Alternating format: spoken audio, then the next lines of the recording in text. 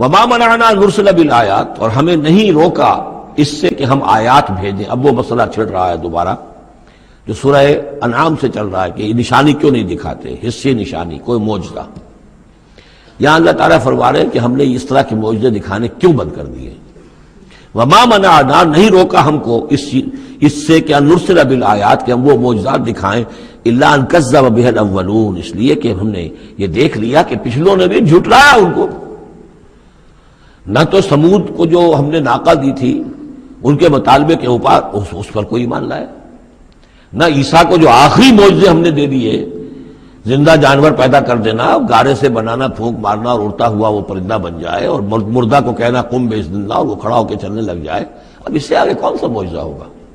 لیکن کوئی مانا معلوم ان کذب بها الاولون، پہلوں نے بھی ان معجزات کا انکار ہی کیا، جھٹلایا۔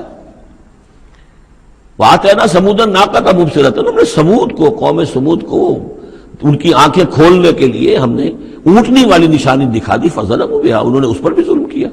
وما نرسل بالآیات الا تخفیفا، اور ہم نہیں بھیجتے اپنی آیات نشانیاں مگر صرف خبردار کرنے کے لیے۔ وہ خبردار کرنے کے لیے اب ہم اپنی قرآن مجید کی آیات بھیج رہے ہیں۔